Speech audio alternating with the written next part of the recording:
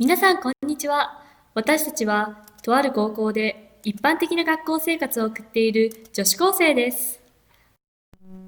私たちの学校では現在、SDGs への理解を深めようをテーマに、クラスごとに班に分かれて様々な取り組みを行っています。そこで私たちは、SDGs について知っている人も知らない人も、この動画を見れば SDGs についてよくわかる、今からできる、あなたにもできる SDGs の取り組みについて動画にしました。ぜひ最後までお付き合いください。SDGs、それってそもそもなんやねんと思う方も多いのではないでしょうか。世界のさまざまな場所では貧困や飢餓、災害に苦しんでいる人がたくさんいます。それを解決しようと国際連合という世界192カ国が参加している組織で、世界のみんなが笑顔になれる世界にするためにゴールを作ろうと計画しました。そこで2015年から2030年の15年間で達成させる17の目標を作り、SDGs と呼ぶことにしました。この取り組みは17の大まかな目標、ゴールに付け加え、196のターゲット、具体的な目標が決められています。このターゲットを一つ一つこなしていくことが、私たちの地球をみんなが等しく生きられる理想的な場所に近づけることにつながります。これが先ほどの説明をまとめたものです。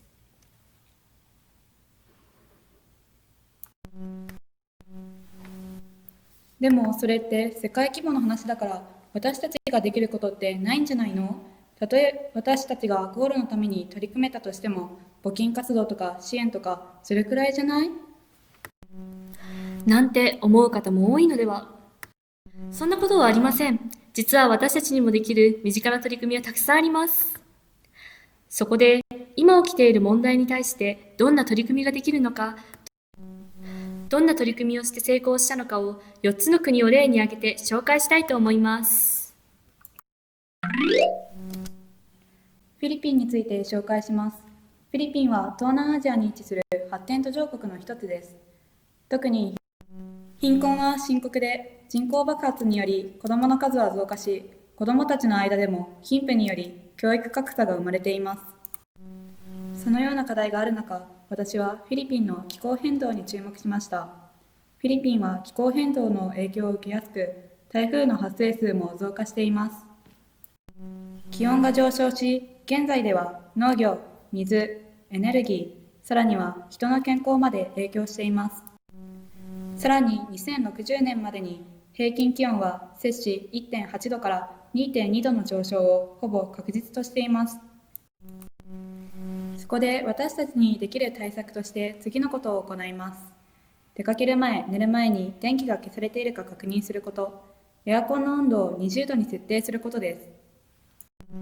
これは SDGs の13番、気候変動に具体的な対策をの取り組みにあたります。家族にも協力してもらい、節電疲れしない、取り掛かりやすい目標として設定し、冬休み前後で家族の地球温暖化に対する意識がどのように変わったかも見ていきたいと思います。暖房はつけたままにするの？こまめに切った方がいいの？1時間以内の外出なら運転したまま、数時間の外出なら運転を停止、1日部屋にいる場合は運転したままをお勧めします。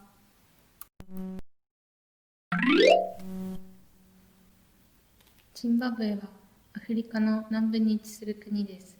日本ではあまり馴染みのない国かもしれませんが、ビクトリアの滝や野生動物を観察することができる国立公園などがあり、自然豊かな国です。面積は約39万平方キロメートルと日本よりやや大きく、人口は日本の約 0.12 倍、約1500万人です。かつてイギリスの植民地であったことなどから、言語は英語やショナ語など、宗教はキリスト教などが信仰されています。実には発展途上の国なので、経済や教育環境などまだまだ課題は大きいようですが、今回は産業に着目しました。主要な産業は農業がタバコや綿花など、また工業がプラチナ、ニッケル、金、ダイヤモンドなどです。この国の農業の課題として生産性が低いことなどが考えられますが、その理由としては小規模で行っていること、指導してくれる人がいないこと、安価なものを作っていること、他の国と比べて肥料の使用率が低いことなどが挙げられます。肥料は高いので何か代わりになるものはないのでしょうか。そこで肥料はお金がかかるということが考えられます。そこで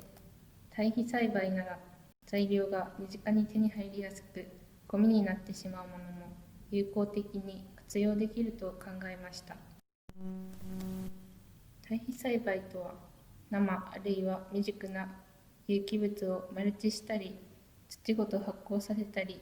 光合成細菌などの微生物を使ってうまく発酵させたり、多様な使い方があります。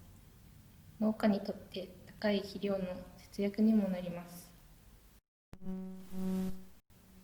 そこで私たちにできる対策は、捨てるつもりだったものを肥料として活用することです。これは SDGs の2番飢餓をゼロにと9番産業と技術革新の基盤を作ろうにあたります。それじゃあ何を肥料にしたらいいの？肥料にはリン酸やカリウムなどの栄養素が含まれています。そのため、これらの栄養素を含んだ野菜の切れ端やコーヒーかすなどを使うと有効です。野菜を育てている A さんのおじいさんが実際に取り組んでいる方法を紹介します。A さんのおじいさんは、落ち葉や野菜の皮、卵の殻などの他に米ぬかなどを土に混ぜておいたものを肥料として使っているようです。皆さんも身近に手に入るものを使って参考にしてもらえると嬉しいです。フィンランドについて説明します。フィンランドの公用語はフィンランド語あるいはスウェーデン語です。面積は約34万平方キロメートル、人口は約530万人です。この国はジェンダー平等についてとても高い意識を持っており、同性同士の結婚が認められています。日本はどうでしょう？昭和の頃からの男は外、女は内という考え方がまだ残っており、男尊女卑の価値観が消えていないところがあります。また、同性同士の結婚が未だに認められていません。そこで、その価値観をもう一度考え直すために、私たちが身近でできやすい対策として家事分担表を作ることを考えました。これにより普段しない家事の大切さや大変さを知ることができます。ゴミ出しはお父さん、洗濯はお母さんと決めつけてはいませんか？この表を作り実施することで男女平等への理解を深めることができます。これは5番のジェンダー平等を実現しように当てはまります。例えば私は水曜日に自分の予定がなかったら毎回する家事 A を担当したり、土曜日、日曜日は母に休んでほしいのですぐにできる C を、逆に土曜日、日曜日に父が毎日する家事 A をします。その取り組み、実際にやってみてどうだった？これを私たち一家が行ってみると、母は家事は大変だから随分楽だわと言っていました。父はお母さんは365日肉体労働をしているようだと言っていました。私も行ってみて、家事は一人で行うべきではないこと、もし一人だけに押し付けてしまったら、相手はとても辛くてしんどい思いをするということを改めて思い直されました。アルゼンチンは南米に位置し、広大な国土を持つ国です。今、アルゼンチンでは経済危機に加え、新型コロナウイルスの影響で貧困率が 44.2% の約2030万人、その中でも国貧層は 10.1% ととても高くなっています。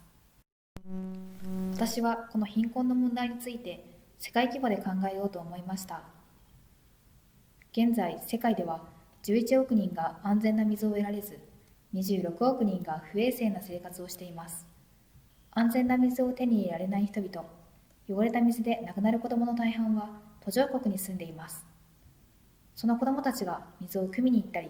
汚れた水のため病気がちで学校に行けないことで教育を受けられず、貧しさから抜け出せないのです。よって水問題は貧困とつながっていることがわかります。私たちの住む日本では食料消費量の約6割を外国から輸入しています。水は輸入していないのではと思うかもしれませんが、例えば牛肉 200g の生産には3200リットルの水が必要です。家畜が飲む水のほか、家畜が食べる穀物などを育てる水も含みます。これらの水をバーチャルウォーターと言います。すると日本は大量に水を輸入していることになります。加え、1年間で1900万トンもの食品ロスをしています。これは一家庭お茶碗1杯分の食品を毎日捨てているのと同じことです。これでは生産時に使用された水、肥料、エネルギーが無駄になってしまいます。このことから私は食べられるはずのものが捨てられているという無駄をなくすことが第一だと考えました。私たちが必要な分だけ食材を使い、食品ロスを減らせば、本来使われるべきところに食材だけでなく水も回っていくと思います。そこで私は食品ロスが少ない料理を作ることを提案します。これは SDGs の1番の貧困をなくそうと12番の作る責任、使う責任にあげます。E さんはどんな料理を作ったの？私は消費者庁がクックパッドで出している料理を実際に作ってみました。メニューはご覧の通りです。野菜が皮ごと入っているので味が心配でしたが、美味しく作ることができました。今回の動画の説明をまとめるとこのようになります。私たちはこの動画で計6つの取り組みを提案しました。ですが、目標達成のための取り組みはこれ以外にもたくさんあります。まだ紹介できていない11の目標もあります。今ここラボという法人団体では SDGs のための取り組みを積極的に行ったり、SDGs を深く知るためのカードゲームの作成もしています。私たちの学校でもこのカードゲームをプレイしました。詳しくは今ここラボで検索してみてください。また、より SDGs について知りたい、私たちにできることをもっとしたいと思った方は、概要欄に URL が貼ってあるので、財務省の Twitter や公式ホームページをぜひ調べてみてください。この動画をもとに、より多くの人が SDGs に興味・関心を持ち、私にできることから始めようと行動するきっかけになれればとても嬉しいです。感想・疑問等ありましたら、YouTube のコメント欄にお願いします。ご視聴ありがとうございました。